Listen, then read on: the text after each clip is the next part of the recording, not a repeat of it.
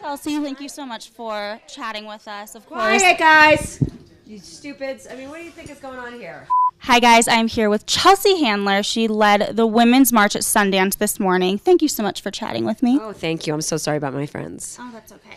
But to make this more fun, we are going to play a little drinking game while talking about the Women's March. So anytime that I'm just going to drink throughout, so it doesn't really matter if, like, you know, a game. You can no rules. Okay.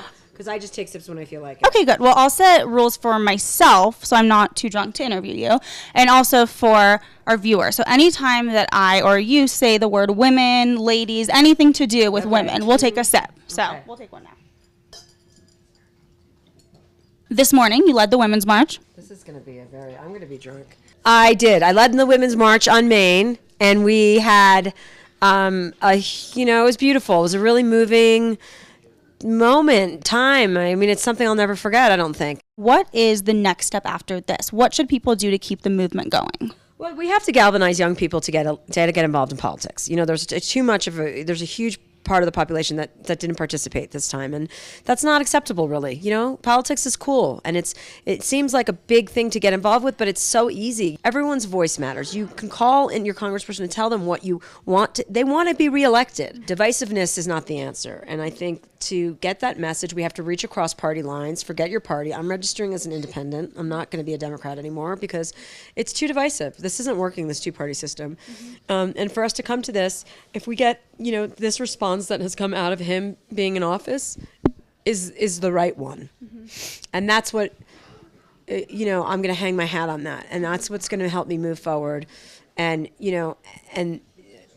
make my agenda about educating anybody I can, while I'm also getting educated. Would you ever have Donald Trump on your show? No. What if he asked you? No. What about Melania? Would you have her on your show? Melania? What, to talk about what? She can barely speak English. What do you think about her as the First Lady? Exactly what I think about him as the first man. Nothing. I don't respect either one of those people. If he were here right now, what would you say to him? Fuck off. Fuck off. I mean... Gross. He is the grossest. Physically, emotionally, mentally. Those statues they made of him were accurate. I bet you that is what he looks like naked, with a little grape in between his legs. Now, what is the one issue that most concerns you under a Trump administration? Racism. As a woman, what issues concern you? Planned Parenthood. No one has any right to tell us what to do with our bodies. That is not okay. You get off of your religious bullshit, soapbox. I am my own person. No man gets to tell me what to do with my body. No one. Not your husband, not your politician. Why would somebody I don't know tell me what I can do?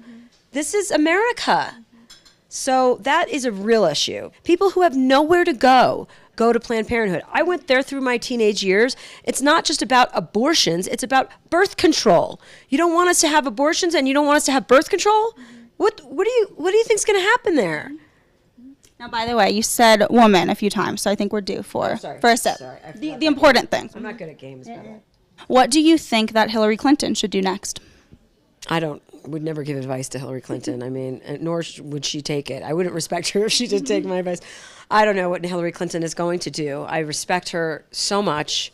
It's so shameful what's transpired because we had the most qualified candidate in history against the least qualified candidate in history. And we had a Russia interfering with our election. So there is like a war. This is kind of war. You can't do that. Now, just to sum up for those viewers who are not at Sundance, can you explain to everybody just what the sentiment was like there this morning at the march? It was inspiring. I was inspired. I'm going to love on the people that I don't even like. That's how inspired I am. I'm going to be nice and reach out and be good to the people that I don't have interests in. I want to be uncomfortable, put myself in uncomfortable situations to try and figure out how we repair. Great. Well, thank you so much, Chelsea. Thank you. This was so nice talking to you. And thank you for leading the march this morning. Okay, thank you. Cheers.